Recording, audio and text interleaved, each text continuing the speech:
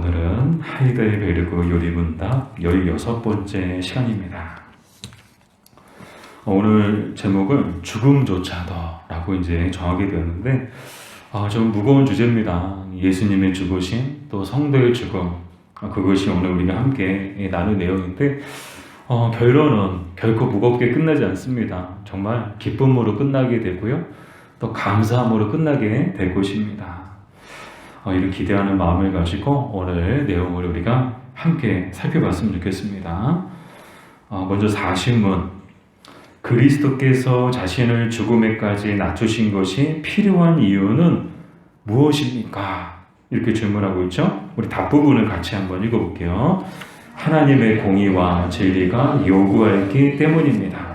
하나님의 아들의 죽음만이 우리의 죄에 대한 하나님의 공의를 만족시킬 수 있기 때문입니다. 아멘. 한마디로 예수님은 왜 죽으셔야 됐는가? 하나님의 아들이신 그리스도께서 왜 죽으셔야만 했는가? 그 답은 간단하죠? 하나님이 그것을 요구하셨기 때문이다.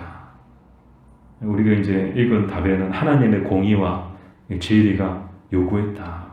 이 공의는 뭐예요? 죄에 대한 하나님의 심판은 죽음이거든요. 하나님은 어떻게 심판하시는가? 그 죄에 대한 대가를 무엇을 요구하시는가 하면 죽음을 요구하세요. 그것이 큰 죄든 작은 죄든 하나님의 그 기준은 죄는 곧 죽음이다. 죄의 삭은 사망이라고 말씀에 기록되어져 있죠. 그래서 하나님의 공의는 반드시 이 죽음. 근데 그 죽음은 그 죄인된 사람의 죽음을 1차적으로는 요구하시지만 궁극적으로는 예수 그리스도의 그 죽으심을 통하여 그 하나님의 모든 공의와 또 진리가 요구하는 것들을 만족시키는 그런 결과를 낳게 되었죠. 자, 그래서 우리가 더 깊은 묵상을 위한 질문을 만들어 봤는데요. 그리스도의 죽음 외에 죄를 속할 다른 방법은 없었나요? 사도행전 4장 12절 말씀을 우리 같이 읽어볼게요. 다른 이로서는 구원을 받을 수 없나니 천하 사람 중에 구원을 받을 만한 다른 이름을 우리에게 주신 일이 없음이라 하였더라. 아멘. 자, 답이 뭐예요? 다른 방법이 있다 없다? 없다. 왜요? 사도행전에서 우리가 읽었던 고백처럼 다른 이름을 우리에게 주신 일이 없다고 성경이 우리에게 가르쳐주고 있기 때문이죠. 근데 사실 이제 우리가 살고 있는 세상에서는 죄를 지으면 그 죄를 속할 수 있는 방법들이 여러 가지가 있어요. 그래서 죄 지으면 벌금을 내고 그 죄를 속하기도 하고, 또 아니면 이제 징역 생활을 통해서 이제 몇 년 동안 그 징역 생활, 수감 생활하면 그 죄를 속하기도 하고, 또 아니면 사회봉사 몇 시간을 채우면 그 죄를 속하기도 하고.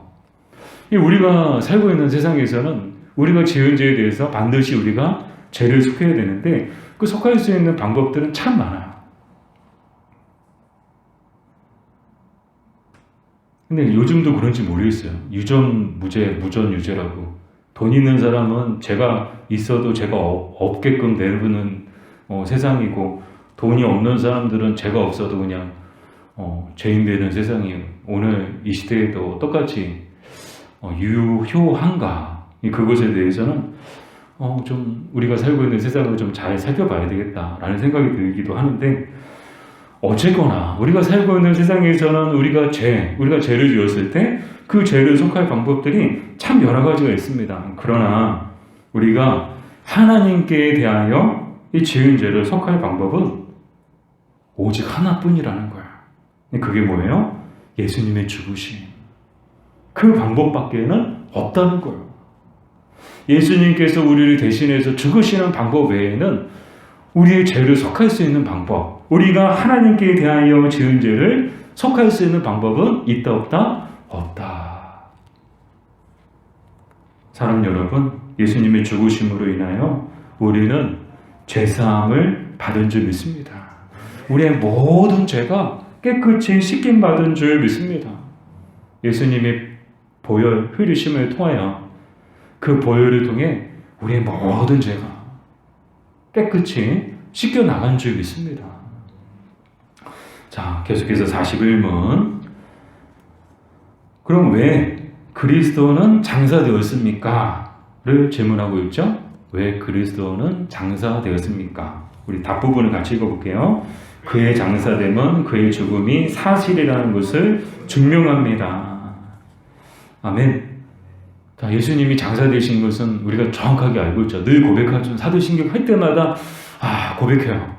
예수님이 분명히 장사 지내셨어요. 근데 요즘에는 막 코로나 때문에 장사도 제대로 못하고 그냥 막 화장 당하고 막 이렇게 그런 일들이 막 있었죠. 근데 지금은 이제 그게 이제 많이 좀 괜찮아졌다고 하는데,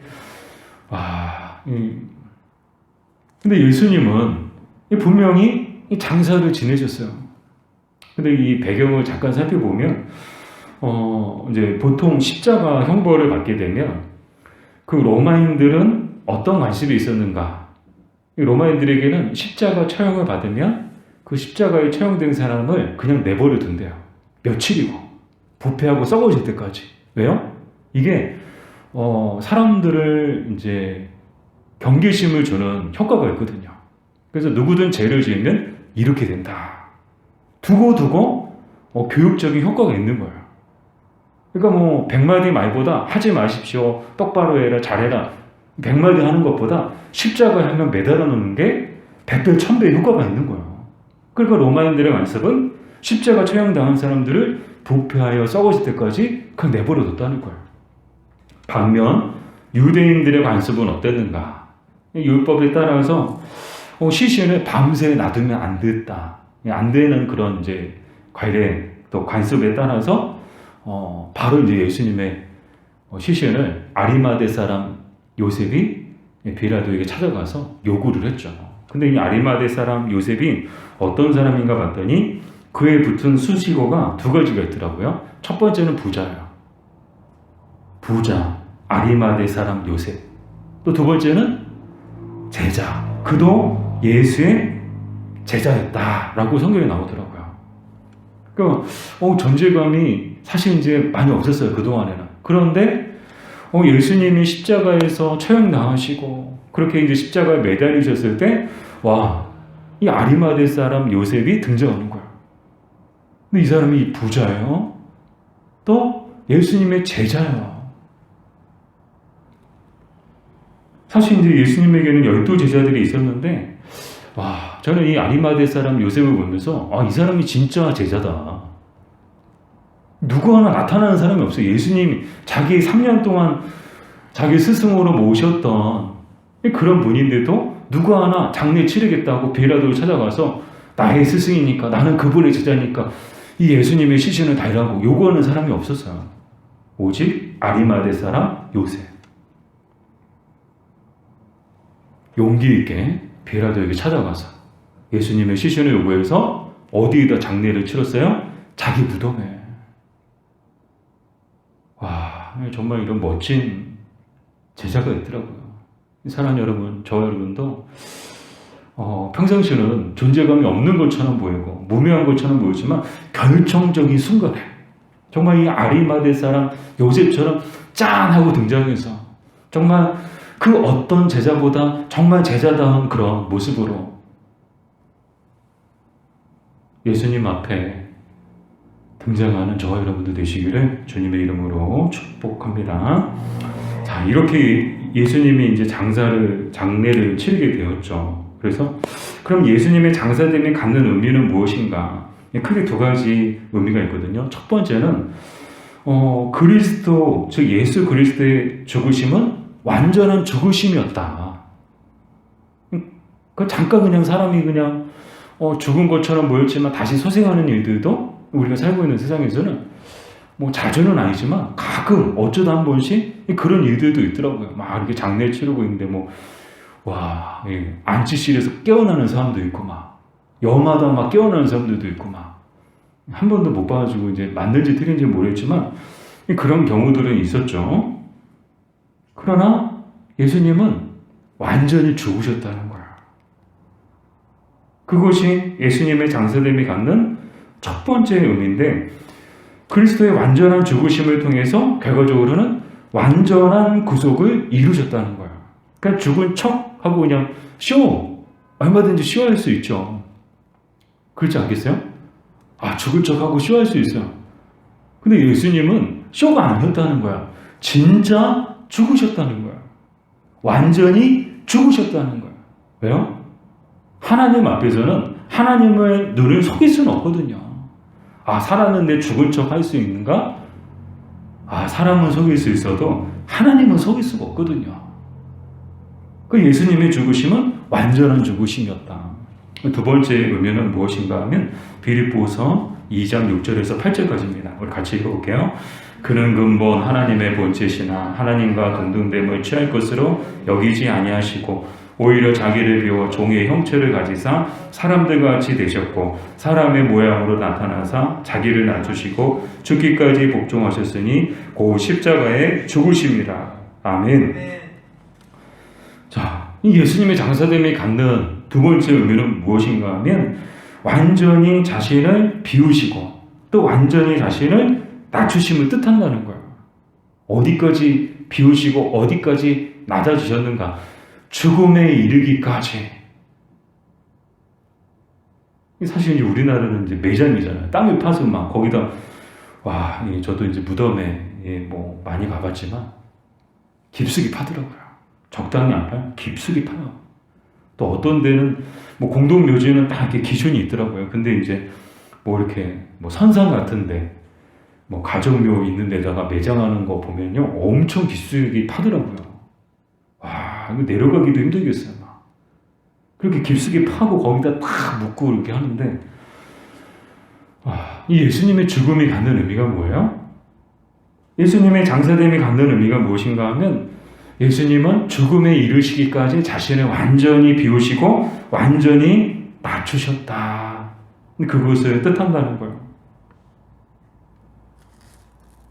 사랑하는 여러분, 예수님께서도 자신을 완전히 비우시고 또 자신을 완전히 낮추셨다면 우리는 얼마나 더 자신을 비우고 얼마나 더 우리 자신을 낮춰야 될까요?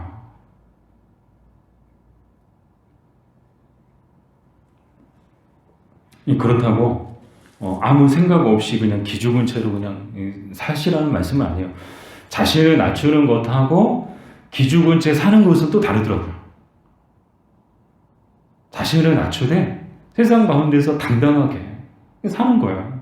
하나님 앞에서 자신을 한없이 낮추되 세상 가운데서는 우리가 하나님의 자녀라는 그런 권세를 가지고 당당하게 사는 저와 여러분도 되시기를 주님의 이름으로 축복합니다. 계속해서 42문 볼게요. 그리스도께서 우리를 위해 죽으셨는데 왜 우리는 또한 반드시 죽어야 합니까? 왜 우리도 죽어야 되는가? 예수님이 죽으셨으면 이제 우리는 안 죽어도 되는 것 아닌가? 예수님이 대신 죽으셨으니까. 그것을 묻고 있죠. 답부분을 같이 읽어볼게요. 우리의 죽음은 우리의 죄를 만족시킬 수 있는 것이 아닙니다. 죽음은 우리로 더 이상 범죄하지 않게 하며 영원한 생명으로 인도하는 관문입니다. 아멘.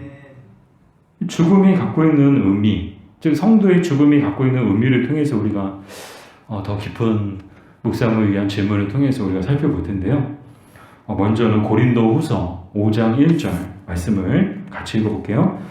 만일 땅에 있는 우리의 장막집이 무너지면 하나님께서 지으신 집 곧 손으로 지은 것이 아니요 하늘에 있는 영원한 집이 우리에게 있는 줄 아느니라. 아멘. 자, 우리의 장막, 땅에 있는 우리의 장막은 뭘 말하는가 하면 문자 그대로 그냥 집을 얘기하는 게 아니에요. 이것은 우리의 육체를 얘기하는 거예요. 우리의 몸. 우리의 몸을 장막에 비유하죠. 땅에 있는 우리의 장막집이 무너지면 이게 뭐예요? 지진 나서 무너지고 오래돼서 무너지고 그게 아니고요. 우리 인생, 우리 육체가 숨을 거두는 거, 죽음을 맞이하는 것을 말하죠. 그러면 뭐라고 해요? 하나님께서 지으신 집, 곧 손으로 지은 것이 아니요 하늘에 있는 영원한 집이 우리에게 있는 줄 아느니라. 아멘. 이게 뭐예요? 영생을 얘기하는 거예요. 영생.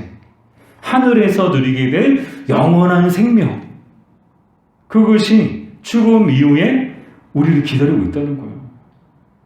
그래서 성도의 죽음이 갖는 의미 첫 번째는 뭔가 하면 성도에게 죽음은 영생의 시작이다. 성도에게 죽음은 영생으로 들어가는 관문이다. 아멘. 그것을 의미하고요. 두 번째는 요한계시록 21장 3절에서 4절 같이 읽어볼까요? 내가 들으니 보좌에서 큰 음성이 나서 이르되 보라 하나님의 장막이 사람들과 함께 있으며 하나님이 그들과 함께 계시리니 그들은 하나님의 백성이 되고 하나님은 친히 그들과 함께 계셔서 모든 눈물을 그 눈에서 닦아주시니 다시는 사망이 없고 애통하는 것이나 곡하는 것이나 아픈 것이 다시 있지 아니하리니 처음 것들이 다 지나갔음이로라. 아멘. 성도의 죽음이 갖는 두 번째 의미는 뭔가 하면 더 이상 사망도 애통도 곡하는 것도 아픈 것도 다시 있지 않다는 거야. 근데 이 땅에 사는 날 동안에 보면요, 늘 반복돼요. 아픔이 있어요. 애통이 있어요.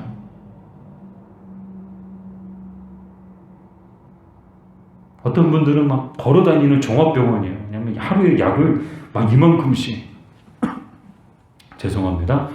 뭐 어디 가면요, 막 이렇게 신만 가면요, 막 대신만 갈 때 보면요, 막 이렇게 보면요, 막 이렇게 연세에 있으신 분들일수록 막 집에 약을 쌓아놓고 계세요. 그냥 한쪽에 그냥 약이 그냥 이만큼 쌓여있어요. 식탁이고 뭐 거실이고 막 약이 막 이만큼 쌓여있어요. 아침, 점심, 저녁. 깜빡하고 안 드시면 또 큰일 나고 막 하루라도 빼먹으면 또 큰일 나고 막 그렇게 해서 이제 건강이 어느 정도 유지가 된다면 그나마 다행인데, 근데 그렇지가 않더라고요. 아무리 약 먹고 병원에 가서 치료하고 수술해도 낫지 못하고 결국에는 세상을 떠나시는 분들도 계시더라고요.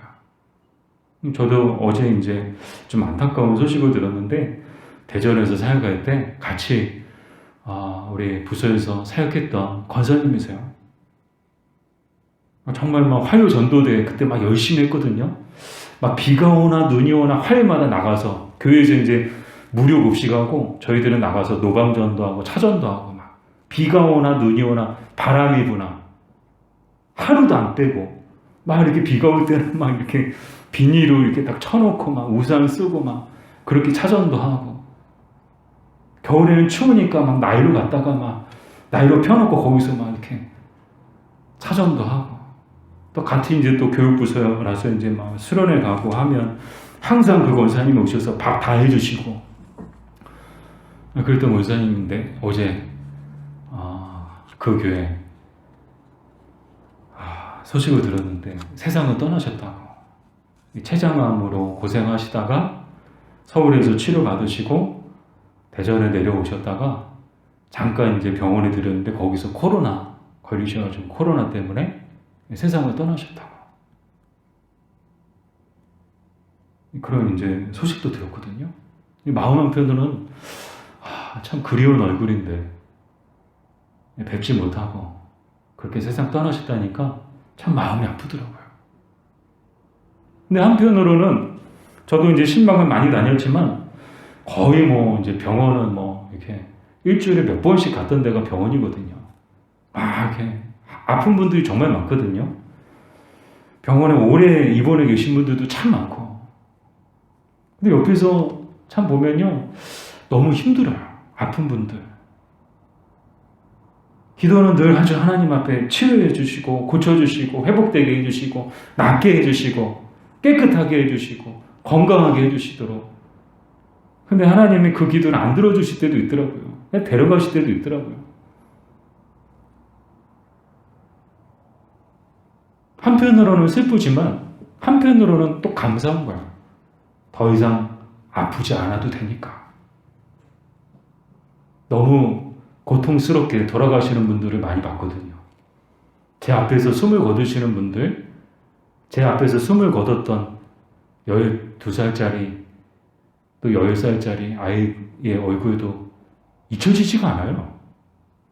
너무 고통스럽게 대학병원 중환자실에서 온몸에 그냥 다 꽂고 이렇게 거기서 숨을 거두는 모습을 잊혀지지가 않더라고요. 한편으로는 너무 슬퍼요. 너무 마음이 아파요. 근데 한편으로는 또 하나님 앞에 감사하다. 더 이상 아프지 않아도 되니까. 더 이상 고생하지 않아도 되니까. 천국에서 마음껏 뛰어놀며 기뻐하며 즐거워하며 살 수 있으니까. 또 그런 또 감사가 또 나오더라고요. 그래서 성도의 죽음이 갖는 의미는 무엇인가? 성도에게 죽음은 이 땅에서의 모든 내적 어려움과 비참함으로부터 건짐을 받는 것이다. 그것이 성도의 죽음이 갖는 의미라는 거예요. 정리해서 말씀을 드리면 성도에게는 죽음조차도 복이요 은혜인 줄 믿습니다. 이것이 오직 성도들에게만 하나님이 허락해 주신 정말 이렇게 놀라운 은혜예요. 놀라운 은혜. 모든 사람들이 다 똑같은 복과 은혜를 누리는 것은 아니에요. 오직 성도들에게만. 불신자들에게는 죽음조차도 복이 아니에요. 죽음조차도 저주예요.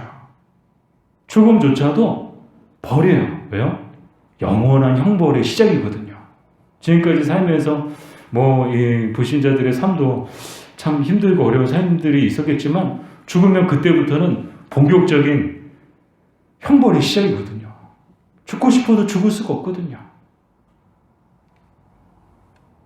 그러나 오직 성도들에게는 하나님께서 죽음조차도 복이 되게 해주신 줄 믿습니다. 죽음조차도 은혜가 되게 해주신 줄 믿습니다. 그렇다고 빨리 죽을 생각은 하지 마세요. 여러분 빨리 죽으시면 안 돼요. 무조건 100세까지 사세요. 100세 아셨죠? 100세까지 건강하게 주의를 하다가 천국 가시기를 더 사실 분들은 더 사시고 그랬으면 좋겠습니다. 자, 43문 십자가의 희생과 죽음으로부터 우리가 얻게 되는 또 다른 유익은 무엇입니까? 자, 또 다른 유익이 있다고 말씀하고 계시죠? 답부분을 같이 읽어볼게요. 우리의 옛사람이 그와 함께 십자가에 못 박히고 죽고 묻힘으로써 육신의 부패된 성향이 더 이상 우리를 지배하지 못하며 우리 자신을 감사의 제물로 그에게 드릴 수 있습니다. 아멘. 자, 더 이상 죄가 우리를 지배하지 못한다는 거예요. 그리고 우리 자신을 감사의 제물로 하나님께 드릴 수 있게 되었다. 그것이 십자가의 희생과 죽음으로부터 우리가 얻게 되는 또 하나의 유익이라는 거예요. 그래서 더 깊은 묵상과 질문을 위한 질문을 보면요. 옛사람과 새사람이 등장하죠. 옛사람과 새사람의 가장 큰 특징은 무엇인가? 이 로마서 6장 12절 14절이 바로 그 이야기를 하고 있더라고요. 우리 로마서 6장 12절에서 14절 같이 읽어보겠습니다. 그러므로 너희는 죄가 너희 죽을 몸을 지배하지 못하게 하여 몸의 사욕에 순종하지 말고 또한 너희 지체를 불의의 무기로 죄에게 내주지 말고 오직 너희 자신을 죽은 자 가운데서 다시 살아난 자같이 하나님께 드리며 너희 지체를 의의 무기로 하나님께 드리라. 죄가 너희를 주장하지 못하리니 이는 너희가 법 아래에 있지 아니하고 은혜 아래에 있음이라. 아멘. 자, 옛사람이 가장 먼저 등장해요. 옛사람의 특징은 뭔가 하면 죄가 몸을 지배한다는 거예요. 그리고 사욕에 순종하고 그리고 자기 몸을 죄에게 내어준다. 그게 옛사람의 특징이라는 거예요.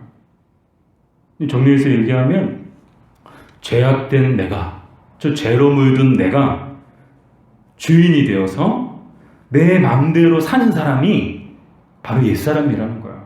누가 옛사람일까? 자기가 주인이 되어서 자기 마음대로 사는 사람, 제가 유혹하는 대로, 제가 시험하는 대로 끌려다니는 사람, 죄에게 자기 몸과 영혼을 맡기는 사람, 그 사람이 바로 옛사람이라는 거예요. 반면 새사람은 어떤 사람인가?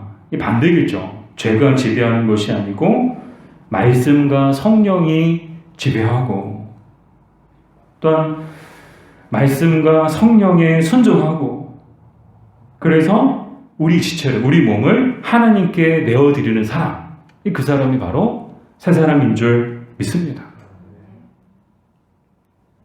옛사람은 누가 주인이라고요? 내가 주인이에요. 자기가 주인이에요. 근데 새 사람은 누가 주인이에요? 예수님이 주인이에요.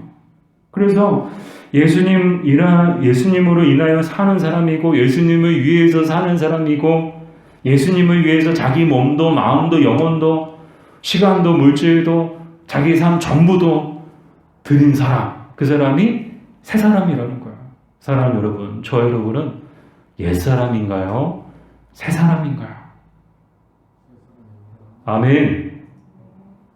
이 새 사람답게 사는 저와 여러분들이 되었으면 좋겠습니다. 근데 보면요, 여전히 옛사람처럼 사는 사람들이 있어요. 교회는 다녀요. 직분은 있어요. 근데 늘 제 유혹에 자기 몸을 맡기고, 제 유혹에 자기 영혼을 맡기고, 제 유혹에 자기 시간을 맡기고, 그래서 자기 마음대로 살아가는 사람들이 있더라고요.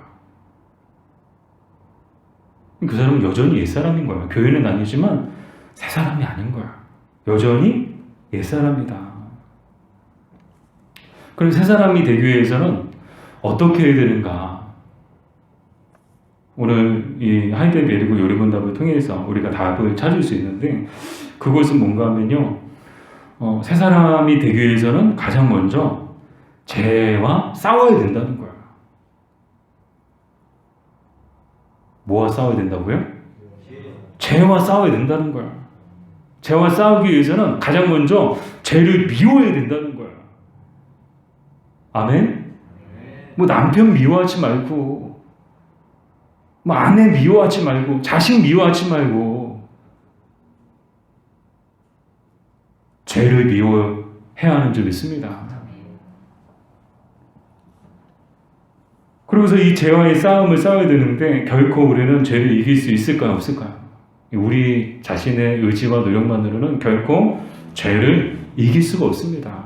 성령님이 도와주셔야 하는 줄 믿습니다. 성령님이 우리와 함께 하실 때 우리는 반드시 죄를 이기고 승리할 수 있는 줄 믿습니다. 왜요? 성령님은 죄와는 상대가 안 되거든요. 성령님이 우리와 함께 하시면 이미 우리의 싸움은 이긴 싸움이 되는 줄 믿습니다. 그러니까 죄의 유혹이 있을 때 죄의 유혹에 넘어가지 말고, 몸을 맡기지 말고, 마음을 빼앗기지 말고, 바로 그때는 성령님을 찾아야 되는 거예요. 성령님 도와주세요. 성령님 도와주세요. 제 마음이 흔들려요. 성령님, 제 마음이 흔들려요. 제 몸이 막 반응하고 있어요. 성령님 도와주세요. 제가 범죄하지 않도록.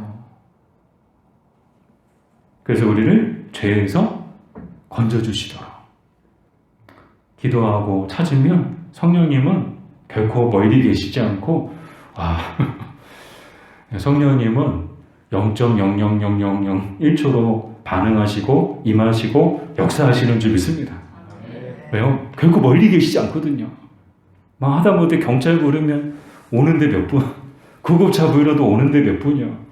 근데 성령님은 부르면요, 바로 응답하시고 일하시고 역사하시는 줄 믿습니다. 자, 이렇게 새 사람답게 살아가는, 그래서 우리 교회는 다 새 사람으로 가득했으면 좋겠어요. 다 새 사람들로, 단 한 사람의 옛사람도 앉아있지 않고, 우리 앉아있는 모든 성도들이 어른부터 어린이까지 다 새 사람으로 우리 교회가 가득 차기를 주님의 이름으로 축복합니다. 마지막으로 44문, 왜 음부에 내려가셨다가? 라는 구절이 덧붙여져 있습니까? 답부분을 같이 읽어볼게요. 나의 주 예수 그리스도께서 십자가에서 말할 수 없는 고뇌와 고통, 두려움을 겪으시는 가운데 나를 지옥의 고통으로부터 구원하셨다는 것은 내가 큰 유혹을 받을 때 나 자신을 충분히 위로하고 확신을 갖게 합니다. 아멘. 자, 우리 질문을 볼게요. 그리스도께서 지옥의 고통을 겪으심이 우리로 위로와 확신을 갖게 하는 이유는 무엇인가요? 자, 이 내용을 좀 이제 이해해야 될 필요가 있는데, 음부, 예수님께서 그 십자가에서 죽으심을 통해서 음부에 내려가셨다라는 그런 표현이 있는데, 이 음부가 정말 이제 우리가 생각하는 그 지옥, 그럼 예수님이 정말 지옥에 내려가셨다 오셨다는 뜻이냐, 지옥에 다녀오셨다는 뜻이냐, 사실 이것이 이제 신학적으로 많은 논쟁이 있죠. 근데 이 음부가 히브리어는 하데스고, 이 하데스를 헬라어로 번역하면 지옥이라는 뜻을 갖고 있거든요. 즉 지옥에 내려가셨다가, 그러니까 문자적으로 보면 예수님이 정말 지옥에 내려가셨다가 오신 건가? 지옥에 갔다 오신 건가? 그러나 우리 개혁주의 이제 신앙의 노선을 가지고 있는 우리 기독교, 우리 또 교회에서는 그렇게 해석하지 않고요. 어떻게 이 구절을 받아들인가 하면 지옥과 같은 동일한 고통을 당하셨다라고 우리는 그렇게 이 구절을 해석해요. 그래서 예수님이 정말 지옥에 갔다 오신 것이 아니고 지옥의 고통과 똑같은 고통을 예수님이 십자가의 죽으심을 통해서 당하셨다. 그렇게 우리는 고백하거든요. 그러면 그리스도께서 지옥의 고통을 겪으심이 우리로 이런 확신을 갖게 하는 이유는 무엇인가? 아니, 고통은 예수님이 당하셨는데 그것이 우리에게 위로가 되고 우리에게 확신이 주어지는 이유는 뭔가? 그것을 묻고 있죠. 로마서 5장 3절에서 4절 같이 읽을게요. 우리가 환난 중에도 즐거워하나니 이는 환난은 인내를, 인내는 연단을, 연단은 소망을 이루는 줄 알미로다. 아멘. 우리 로마서 8장 18절 말씀도 같이 읽어볼까요? 생각하건대 현재의 고난은 장차 우리에게 나타날 영광과 비교할 수 없도다. 아멘. 자, 왜 예수님이 지옥의 고통을 맛보신 것이 우리에게 위로와 확신이 되는가? 확신을 주는가?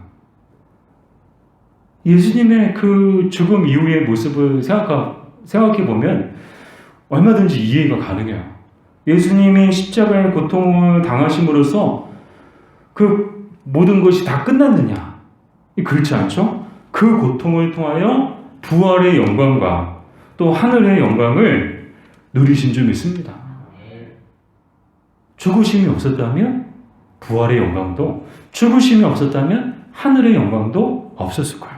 그러나 예수님이 십자가의 고통, 지옥의 고통을 맛보심을 통하여 비로소 부활의 기쁨과 하늘의 기쁨의 잔을 맛보실 수 있었던 줄 믿습니다. 우리 인생도 마찬가지죠. 성도도 마찬가지죠. 성도에게도 인생을 살아가는 날 동안에 고통이 없을 수는 없어요.